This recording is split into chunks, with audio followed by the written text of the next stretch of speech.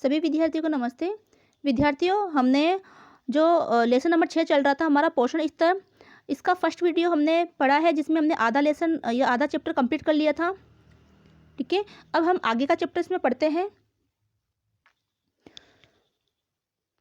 तो हमने इस पाठ के अंतर्गत न्यून पोषण और अति पोषण के बारे में जाना। ठीक है, किस किस तरह से पोषण को जो हमारे पोषण स्तर को क्या क्या चीज़ें प्रभावित करती है, किस तरह से हम पोषण स्तर को हम अपने खुद भी हम खुद भी उसको देख सकते हैं, वो हम जान चुके हैं। अब हम देखेंगे पोषण स्तरों की कमी से होने वाले रोग। आप पोषक तत्वों की कमी से होने वाले रोगों का कैसे पहचानोगे? पोषक तत्वों की कमी से होने वाले रोगों के क्या परिणाम होते हैं? आइए इन रोगों पर विचार विमर्श करते हैं। पहला है प्रोटीन ऊर्जा कुपोषण, जिसको पीईएम भी कहते हैं। ठीक है,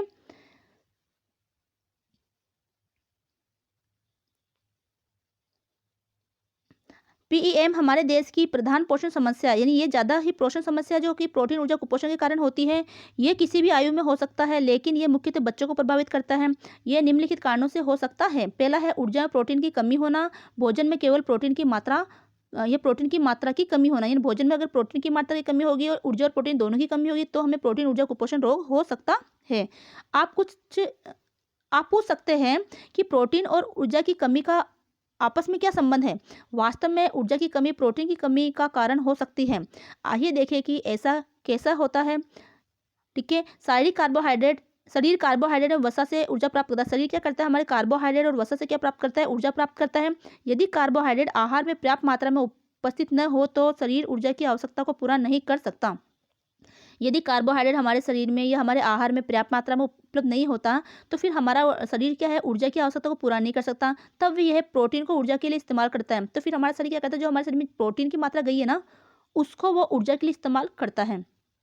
अगर आपने कार्बोहाइड्रेट युक्त खाना नहीं खाया, कार्बोहाइड्रेट क्या काम करता है? हमारे शरीर को ऊर्जा प्रदान करता है। तो हमारा शरीर ऊर्जा की आवश्यकता किससे पूरी करता है? कार्बोहाइड्रेट से। ठीक है, अगर कार्बोहाइड्रेट युक्त आहार अपन ने नहीं लिया तो हमारा शरीर फिर क्या करेगा? प्रोटीन से ऊर्जा प्राप्त करेगा। तो फिर प्रोटीन को ऊर्जा देना पड़ेगा। तो प्रोटीन हमारे शरीर में क्या करता है? हमारे शरीर का विकास और वृद्धि करता है। तो प्रोटीन का जो कार्य है शरीर का वृद्धि और विकास करना, उस कार्य को न करके फिर वो क्या करने लग जाएगा?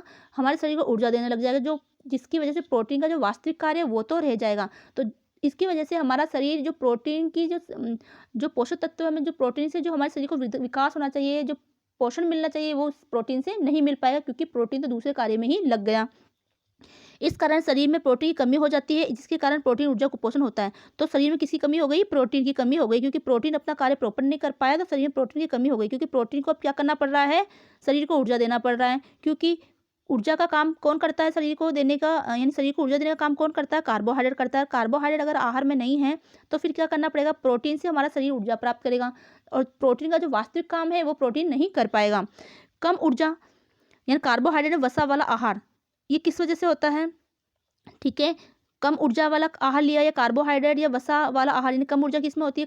यानी ऊर्जा किसमें होती है? कार्बोहाइड्रेट और वसा में होती है। अगर हम कार्बोहाइड्रेट और वसा वाला भोजन नहीं लेते तो हमें कम ऊर्जा प्राप्त होती है। तो ऐसा आहार हमने लिया तो परिणाम क्या हुआ? कि शरीर में ऊर्जा की कमी हो गई। क्या हुआ? शरीर में ऊर्जा की कमी हो गई, जिसके कारण शरीर प्रोटीन को ऊर्जा प्रदान करने के लिए उपयोग होता है। तो शरीर क्या करता है? प्रोटीन को ऊर्जा प्रदान करने के लिए उपयोग होता है। परिणाम यह होता है कि शरीर में प्रोटीन की कमी हो जाती है। तो अब सारा काम प्रोटीन को करना पड़ गया कार्बोहाइड्रेट का, तो फिर उसमें प्रोटीन कमी हो गई। प्रोटीन ऊर्जा कुपोषण दो प्रकार का होता है, मरासमस और क्वाशियोकर। ये आपकी 10वीं क्लास में भी था। ठीक है, मरासमस और क्वाशियोकर। तो प्रोटीन ऊर्जा कुपोषण कितने प्रकार के होते हैं यहाँ पूछा जाएगा, तो मरासमस और क्वाशियोकर। वृद्धि का रुकना और मांसपेशियों की कमी होना दोनों के लक्षण हैं। आप बता सकते हैं क्यों? आप सही है। ये बच्चे जो भोजन ग्रहण करते हैं उसमें ऊर्जा की कमी होती है। ठीक है, एवं प्रोटीन ऊर्जा प्रदान करने के लिए उपयोग होता है। तो अब मरासमस और क्वाशियोकर की कुछ अंतर बताया गया है। देखो, कारण होता है प्रोटीन या ऊर्जा दोनों की कमी। ठीक है, अब मरासमस में क्या होता है कि प्रोटीन और ऊर्जा दोनों की उसमें क्या हो जाती है? कमी हो जाती है। आयु समूह होता है 12 वर्ष की अवस्था से पूरा होता है। संकेत या लक्षण होते हैं कि ढीली तथा झुर्रीदार त्वचा, त्वचा के नीचे कम होने के कारण,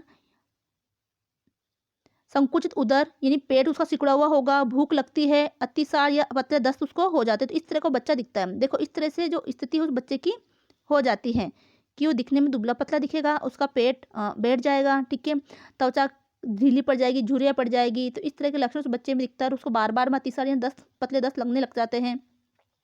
तो मरासमस रोग किसकी वजह से होता है? प्रोटीन और ऊर्जा दोनों की कमी के कारण हो गया। अब है क्वासिकर रोग। तो क्वासिकर केवल प्रोटीन की कमी के कारण होता है। ये छोटे बच्चे जैसे कि 1 से 3 साल तक की आयु के बीच होता है। सूजन, जल के अत्यधिक संचयन के कारण, ठीक है, विशेषतः चेहरे, बाजू या पैरों में तोंद निकलना। देखो सूजन कहाँ आती है? अगर वो बच्चा जल में ज़्यादा रहता है, यानी जल में ज़्यादा संचयन करता है, यानी घूमता फिरता ज़्यादा है, ठीक है, तो उसके शरीर में क्या आ जाएगी? सूजन आ जाएगी, ठीक है। और साथ में चेहरे, बाजू और पैरों में भी सूजन आ जाती है, ठीक है। विशेषतः कहाँ सूजन आती है? चेहरे, बाजू और पैरों में सूजन आ जाती है। तोंद निकल जाता है, भूख मर जाती है, त्वचा खुरदरी तथा पपड़ीदार हो जाती है। तो ये किसकी वजह से होता है? क्वाशिकर रोग की वजह से होता है, जो कि प्रोटीन की कमी की वजह से होता है। प्रोटीन की कमी क्यों हुई? क्योंकि उसने कार्बोहाइड्रेट उसने खाना नहीं खाया, तो सारी ऊर्जा शरीर को किससे लेनी पड़ी? फिर प्रोटीन से लेनी पड़ी, ठीक है। बाल भूरे हो जाते हैं और झड़ते हैं, यकृत बढ़ जाता है। तो ये जो क्वाशिकर रोग के उदाहरण है। और साथ में इसकी स्थिति जो चित्र में बताई गई है, ठीक है। यह PMA का चरम रूप है। यहाँ तक कि मृत्यु भी हो सकती है। PEM यानी प्रोटीन ऊर्जा कुपोषण का हल्का रूप ज़्यादा देखा जाता है तथा सामान्य संक्रमण में एवं अन्य पोषण अल्पाहार अल्पता से संबंधित है। अब विटामिन ए का अभाव। अब विटामिन ए के अभाव से कौन सा रोग होता है? आहार में विटामिन ए की कमी होने से विटामिन ए अल्पता हो जाती है। चिन्ह क्या है, यानी इसके लक्षण क्या हो गए? तो चिन्ह है कि आंखों में परिवर्तन, यानी कि रक्तधुंधी से शुरू होता है। आंखों में परिवर्तन रक्तधुंधी से शुरू होता है। ये अंधेरे में देख पाने की क्षमता का कम होना। यदि आपका उपचार नहीं किया गया तो ये व्यक्ति को पूर्ण रूप से अंधा कर देती है। सेकंड है आंखों का सफेद भाग सूखने लगता है। संक्रमण का बढ़ना, विशेषतः श्वसन नली में संक्रमण का होना। तो ये रक्तधुंधी के लक्षण होते हैं जो कि विटामिन ए की कमी से होता है। अगला है रक्ताल्पता। रक्ताल्पता का मतलब होता है रक्त में हीमोग्लोबिन का स्तर कम हो जाना। हीमोग्लोबिन रक्त को लाल रंग देता है, ठीक है। एवं ये ऑक्सीजन को शरीर के विभिन्न भागों में पहुंचाने में सहायता करता है। हीमोग्लोबिन का स्तर कम हो जाता है जब आहार में लोह की मात्रा कम हो, यानी अगर हमने आहार में लोह यानी खनिज पदार्थ है लोह, ठीक है, इसकी मात्रा अगर हमने कम कर दी तो हमारे शरीर में क्या होगा? हमारे शरीर में जो है लोह तत्व की कमी होने के बाद में होने से हीमोग्लोबिन नामक स्तर कम हो जाएगा, यानी कि हीमोग्लोबिन नहीं बनेगा। हीमोग्लोबिन क्या कार्य करता है? हमारे शरीर के विभिन्न भागों तक ये ऑक्सीजन पहुंचाने में सहायता करता है। दूसरे शब्दों में लोह तत्व के अभाव के कारण रक्ताल्पता यानी खून की कमी हो जाती है। ऐसे रोग को क्या बोलते हैं? एनीमिया रोग बोलते हैं, ठीक है। जब फोलिक अम्ल विटामिन B12 की आहार में कमी होती है तब भी रक्ताल्पता हो जाती है। जब आपके शरीर में फोलिक एसिड की कमी या फोलिक अम्ल की कमी हो गई, साथ में विटामिन B12 की कमी हो गई, तो भी आपको रक्ताल्पता यानी कि एनीमिया या रक्त की कमी का रोग हो जाएगा। लक्षण और चिन्ह क्या हो गए इसके? देखो, पहला क्या होगा कि सामान्य शारीरिक कमजोरी। शरीर क्या होता है? सामान्य रूप से कमजोर हो जाता है। व्यक्ति थकावट और सांस फूलने की शिकायत करता है। व्यक्ति में थकावट आती है और उसको थोड़े से काम में वो सांस फूल जाती है। भूख मर जाती है, भूख नहीं लगती। जीवा, आंखों का सफेद भाग और नाखून में पीलापन आ जाता है। जीवा और आंखों के जो सफेद भाग हो जाते हैं और नाखून होते हैं वो पीले हो जाते हैं। हाथ और पैरों की उंगलियों में सुई चुभने का एहसास होता है। फटे हुए और चम्मच के आकार के नाखून हो जाते हैं। फटे हुए और चम्मच के आकार के हो जाते हैं, उसके नाखून हो जाते हैं। काम करने की क्षमता धीरे धीरे घटने लगती है क्योंकि उसके शरीर में खून की कमी आ गई, हीमोग्लोबिन की कमी हो गई, तो उसके शरीर के प्रत्येक भागों तक ऑक्सीजन नहीं पहुंच पाएगा, तो वो व्यक्ति थका थका सा और है ना अपने आप को कमज़ोर महसूस करने लगता है। आंखों का रंग और जीभ का रंग है, उसके शरीर का रंग है, नाखूनों का रंग है, वो पीला पड़ने लगता है। अब है आयोडीन का अभाव। आयोडीन का अभाव से क्या रोग होता है? देखो, आयोडीन थायरोक्सिन हार्मोन का एक महत्वपूर्ण घटक है। यह हार्मोन शरीर की अधिकतर उपापचयिक प्रक्रियाओं को नियंत्रित करती है। आयोडीन का अभाव गलग्रंथ के रूप में वयस्कों में होता है। कौन सा रोग होता है? आयोडीन की कमी से गलग्रंथ रोग हो जाता है। एवं बच्चों में बौनेपन हो जाता है। और बच्चों में कौन सा रोग होता है? बौनेपन। अगर वयस्क में आयोडीन की कमी है तो उसमें गलग्रंथ रोग हो जाएगा, यानी गला लटक जाता है, ठीक है, सूजन आ जाती है गले में। अगर बच्चे में आयोडीन की कमी हो गई तो उसको बौनेपन का रोग हो जाएगा। आयोडीन का अभाव गर्भावस्था में माँ तथा शिशु दोनों के लिए हानिकारक होता है। यद्यपि आप ये अवश्य याद रखें कि केवल यही आयोडीन अभाव की समस्या नहीं है, यानी सिर्फ ये आयोडीन अभाव की समस्या नहीं है, ठीक है, ये और किसी कारण से भी हो सकता है। अब है चिन्ह और लक्षण। देखो, वयस्कों में क्या लक्षण दिखते हैं? गले में सूजन आ जाती है तथा यह गलगंड यानी गोएटोर कहलाता है। मोटापा हो जाता है या हो सकता है, थकान होती है एवं कार्यों को भली भांति करने की असमर्थता होती है। त्वचा परिवर्तन भी हो सकते हैं। छोटे बच्चों में वृद्धि कम हो जाती है, यानी बौना हो जाता है, मंद बुद्धि होता है, बोलने या सुनने में दोष होता है, मांसपेशियों और तंत्रिकाओं में विकार के कारण अंगों पर नियंत्रण में कठिनाई होती है, ठीक है। ये किस में होती है? ये बच्चों में होती है। अब है क्रियाकलाप 6.3। अपने आसपास में जाकर निम्न कार्य करिए। ये आपको परियोजना करना है, ठीक है। जिन चिन्हों लक्षणों के बारे में अभी आपने पढ़ा, उन्हें अपने आसपास के 5 व्यक्तियों में देखने का प्रयास करें। जिन पोषक तत्वों की कमी से पीड़ित है, उन्हें पहचानें तथा निम्न तालिका लिखिए। तो ये आपको प्रैक्टिकल करना है। आपके परिवार में कुछ एक से व्यक्ति है, तो इस तरह से आप पाठ पढ़ने के बाद इसको आप कर सकते हो। तो देखो, इस तरह क्रियाकलाप करना बहुत ज़रूरी होता है, ताकि क्योंकि करने से क्या होता है कि हमें अच्छे से याद हो जाता है। अब है राष्ट्रीय पोषण कार्यक्रम। तो सरकार ने भी कई कार्यक्रम चला रखे हैं कुपोषण को दूर करने के लिए। तो कौन कौन से कार्यक्रम है, उसके बारे में हम जानेंगे। पोषक तत्वों की कमी से होने वाले रोग हमारे देश में व्यापक रूप से फैले हुए हैं। आप जानते हैं कि इन रोगों का स्वास्थ्य पर बहुत असर पड़ता है। एक व्यक्ति के जीवन के लिए ही घातक है, ठीक है, और ये एक व्यक्ति के जीवन के लिए ही घातक है। साथ ही आपका यह जानना अति आवश्यक है कि जरा सा ध्यान देने पर इन बीमारियों से बचा जा सकता है। स्थिति पर नियंत्रण पाने के लिए विभिन्न पोषण कार्यक्रमों का देश भर में संचालन किया जा गया है। ये कार्यक्रम अति संवेदनशील समूहों में पोषण लाभ प्रदान करते हैं। जो अति संवेदनशील समूह होते हैं, ठीक है, उनमें पोषण संबंधी लाभ को प्रदान करते हैं। क्या आप जानते हैं कि ये अति संवेदनशील समूह कौन है? हाँ, छोटे बच्चे, किशोर, गर्भवती महिलाएं, दुग्धपान करवाने वाली महिलाएं। तो पूछा जाए कि अति संवेदनशील समूह कौन से होते हैं, तो वो कौन से, जिसमें जैसे कि छोटे बच्चे हैं, किशोर है, गर्भवती महिलाएं हैं और दूधपान कराने वाली माताएं। इनमें जो है पोषक तत्वों की कमी बहुत जल्दी आ जाती है। तो उनमें पोषक तत्वों की कमी ना आए, इसके लिए कार्य किया जाता है। आइए अब कुछ राष्ट्रीय पोषण कार्यक्रमों के विषय में पढ़ें। इन कार्यक्रमों की जानकारी प्राप्त कर आप स्वयं के साथ साथ दूसरों को भी लाभ प्रदान कर सकते हैं। पहला है समन्वित बाल विकास सेवाएं। ये क्या होते हैं? ICDS बोलते हैं इसको, ठीक है। दूसरा है दोपहर का भोजन कार्यक्रम, MDMP, ठीक है। विटामिन ए की कमी से होने वाले पोषण अंधता के अभाव के लिए राष्ट्रीय उन्मूलन कार्यक्रम। तो विटामिन ए भी जो पिलाया जाता है, जिससे अंधता से बचा जा सकता है। राष्ट्रीय पोषण संबंधी एनीमिया नियंत्रण कार्यक्रम, NNFCP। तो ये भी राष्ट्रीय कार्यक्रम है, जो टीके वगैरह लगाए जाते हैं। महिलाओं को फोलिक एसिड वगैरह दी जाती है। गर्भवती महिलाओं को आंगनबाड़ी केंद्रों पर दी जाती है। हॉस्पिटल में निःशुल्क मिलती है इनको, ठीक है। राष्ट्रीय आयोडीन न्यूनता जनित दोष नियंत्रण कार्यक्रम। तो आयोडीन की न्यूनता से संबंधित कार्यक्रम भी इसमें चलाए जाते हैं। अगला है समन्वित बाल विकास सेवाएं।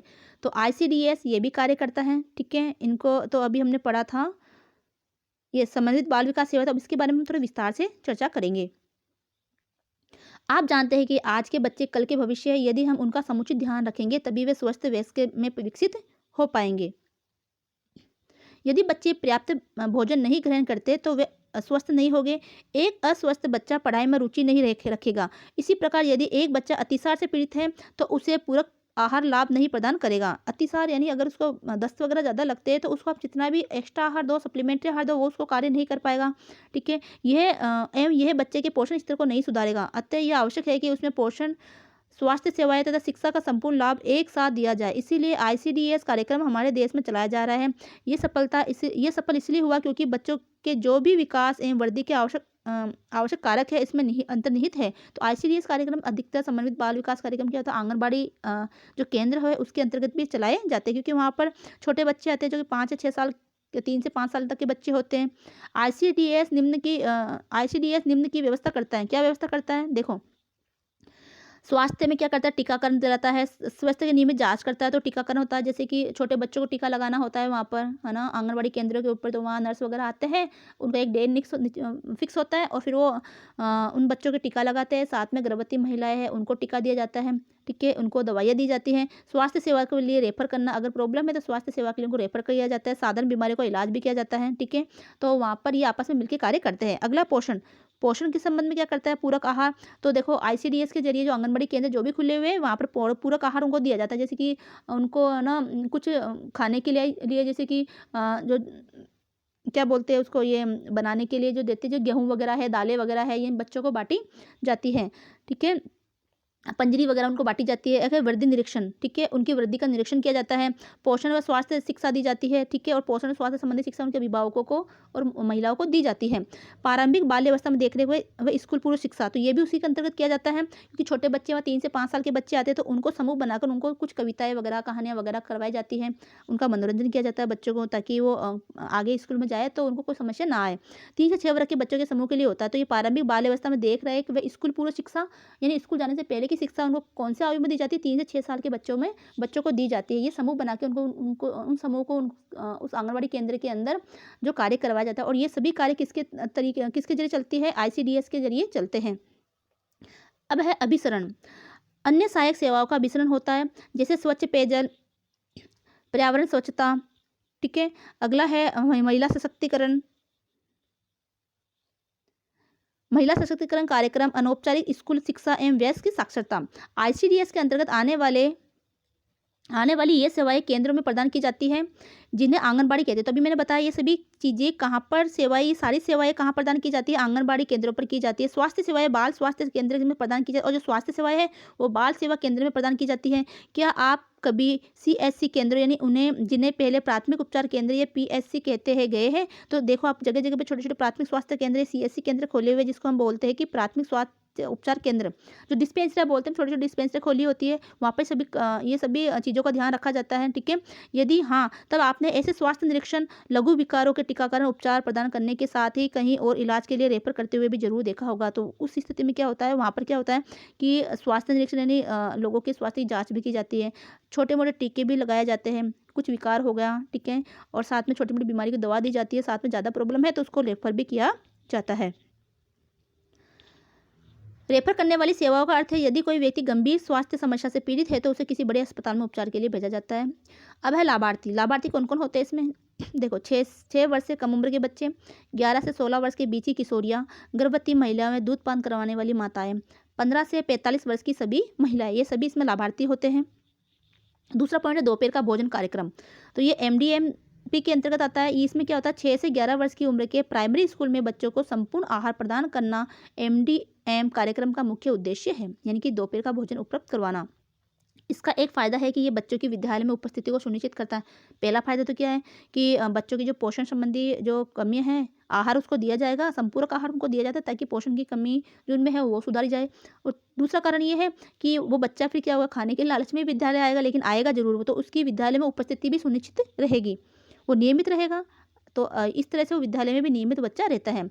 अब है तीसरा राष्ट्रीय प्रोफिलैक्सिस कार्यक्रम। तो राष्ट्रीय प्रोफिलैक्सिस कार्यक्रम के अंतर्गत आता है कि इसका लक्ष्य विटामिन ए की कमी से होने वाले अंधेपन को रोकना है। इस योजना के अंतर्गत दी जाने वाली सेवाएं, पहला है विटामिन ए के प्रचुर आहार की खपत को प्रोत्साहित करना। दूसरा है 6 माह से 5 वर्ष के बच्चों को मौखिक रूप से विटामिन ए की पर्याप्त मात्रा देना। मौखिक रूप से यानी कि उसको कुछ बूंदें पिलाई जाती है विटामिन ए की। लाभार्थी कौन कौन होता है इसमें? तो 6 माह से 5 साल तक के बच्चे होते हैं, गर्भवती महिलाएं, दूधपात कराने वाली माताएं होती है, 15 से 45 वर्ष की सभी महिलाएं इसमें शामिल है। अगला है राष्ट्रीय पोषण संबंधी अनियमित या अनीमिया नियंत्रण कार्यक्रम, जिसको NNACC कहते हैं, यानी राष्ट्रीय पोषण संबंधी अनीमिया। अनीमिया कैसे होता है? हमने रक्त की कमी की वजह से होता है, हीमोग्लोबिन की कमी की वजह से, जिसमें लोह तत्व की कमी आ गई तो हीमोग्लोबिन की मात्रा कम हो जाएगी, जिसकी वजह से आपको आपके शरीर में खून की कमी हो जाएगी, जिसे अनीमिया रोग कहते हैं। छोटे बच्चों एवं महिलाओं में रक्ताल्पता यानी रक्त की कमी को रोकना इस कार्यक्रम का लक्ष्य है। इस योजना के अंतर्गत निम्न सेवाएं प्रदान की जाती है। लौह तत्वों से प्रचुर आहार की खपत को प्रोत्साहित करना, लौह तत्व एवं फोलिक अम्ल संपूरक प्रदान करना, यानी कि आहार दिया जाता है जो लौह तत्वों से भरपूर होता है। दूसरा, लौह तत्व एवं फोलिक अम्ल संपूरक का प्रदान करना। संपूरक प्रदान करने इस तरह की कुछ टेबलेटें वहाँ से दी जाती हैं। गंभीर रक्ताल्पता में रोगियों का उपचार करना। लाभार्थी कौन होता है? 6 माह से लेकर 5 वर्ष तक के बच्चे, गर्भवती महिलाएं, दूध पिलाने वाली माताएं, 15 से 45 वर्ष के बीच की सभी महिलाएं। अब है राष्ट्रीय आयोडीन न्यूनता जनित दोष नियंत्रण कार्यक्रम। इस कार्यक्रम का लक्ष्य हमारे देश में आयोडीन की कमी से होने वाले रोगों से बचाव, साधारण नमक से आयोडीन की मात्रा मिलाना या आयोडीन युक्त नमक करना है। तो आयोडीन की कमी से होने वाले रोगों से बचाना, ठीक है। साधारण जो नमक होता है उसमें आयोडीन की मात्रा मिलाना और उचित मात्रा कितनी मिलाई जाए, इस तरह से उनको बताना है। इस कार्यक्रम में प्रदान की जाने वाली सेवाएं क्या क्या है? समस्या की गंभीरता का आकलन करना। अगर किसी को इस तरह की आयोडीन की कमी की जो समस्या हो गई तो उसकी समस्या का गंभीर आकलन करना होता है। आयोडीन युक्त नमक के उत्पाद वितरण के लिए व्यवस्था करना। उच्चतम कोटि के आयोडीन युक्त नमक उपभोक्ता को प्राप्त हो, इसके लिए योग्य मात्राओं का निर्धारण करना। सरकार यह सुनिश्चित करती है कि जो भी नमक के उत्पाद हमारे देश में किया गया है, उपभोक्ता के पास जाने से पूर्व यह पूर्णतः आयोडीन युक्त हो। लोगों को आयोडीन युक्त आहार के विषय में जागरूक करने के लिए भी कदम उठाए गए हैं। अब यह कुछ क्रियाकलाप दे रखा है। आपने क्षेत्र में क्रियान्वित होने वाले पोषण कार्यक्रमों में आप अपना क्या योगदान दे सकते हैं एवं उनसे अन्य लोगों को क्या लाभ मिलता है, इस विषय की जानकारी अपने क्षेत्र के स्वास्थ्य केंद्रों से प्राप्त करें। तो इस तरह से आपको जो भी सेवाएं हमने जो पढ़ी है ना अभी, वो सारी की सूची बनानी है। लाभार्थी कौन होगा, किस तरह की आप सहायता करोगे, वो उसमें लिखना है। अब ये 6.4 के कुछ प्रश्न हैं। ICDS योजना केवल 5 वर्ष से कम आयु के बच्चों के लिए सेवा प्रदान करती है। क्या-क्या सेवा प्रदान करती है, सही है या गलत, तो आपको देखना है, ठीक है। और उसकी पुष्टि भी लिखनी है। गलत है तो गलत लिख दो और सही है तो उसकी सही की पुष्टि भी आपको करनी है। और साथ में सही गलत की दोनों की पुष्टि करनी है। इसमें निम्नलिखित वाक्यों में सही या गलत लिखिए, उत्तर की पुष्टि कीजिए। तो उत्तर की पुष्टि आपको करनी है। तो आप उसमें देखना पॉइंट के अंदर ये सारे आंसर इसमें लिखे हुए हैं। जो हम पढ़ के आए वही चीज़ें हैं। अबे आपने क्या सीखा, तो यहाँ पर एक शॉर्ट समरी यहाँ पर बनाई गई है जो हमने अभी पढ़ा है, ठीक है। तो आप इसको दोबारा एक बार देख लीजिए, ठीक है, ताकि पूरे पाठ की शॉर्ट समरी आपके दिमाग में बैठ जाएगी। अगला है प्रश्न, पोषण स्तर से आप क्या समझते हैं, तो ये हमने पढ़ा, ठीक है। किसी व्यक्ति के पोषण स्तर को निर्धारित करने के विभिन्न तरीकों की विवेचना की थी। ये भी लेसन में ऐसे एजीटी दे रखा है, तो आप वहाँ से इसका आंसर लिख सकते हैं, लेकिन आपको 2-3 बार वीडियो को देखना पड़ेगा या फिर अपने चैप्टर से आप इसको पढ़िए। यहाँ से पढ़ने के बाद आप अपने चैप्टर से, आपके पास जो किताबें हैं उससे आप पढ़ो और फिर बाद में इसके आंसर उसमें लगाइए। कुछ सामान्य पोषक तत्वों की कमी से होने वाले रोगों की सूची बनाइए, प्रत्येक के चिन्ह एवं लक्षण पर भी प्रकाश डालिए। राष्ट्रीय पोषण कार्यक्रम के महत्व का विवरण दीजिए। हमारे देश के 5 राष्ट्रीय पोषण कार्यक्रम की सेवा में लाभार्थी बताइए। तो अभी हमने पढ़ा, ये देखो 5 राष्ट्रीय कार्यक्रम कौन कौन से थे, मैं आपको बता ही देती हूँ एक बार। ये इस तरह के जो कार्यक्रम दे रखे हैं ना, ये पाँचों, ये 5 कार्यक्रम हैं। इन 5 कार्यक्रमों का हमें क्या करना है, यहाँ पर विस्तार से लिखना है। तो ये इसके कार्यक्रम हो गए। अच्छा, थोड़ा तेज चल गया ये वीडियो।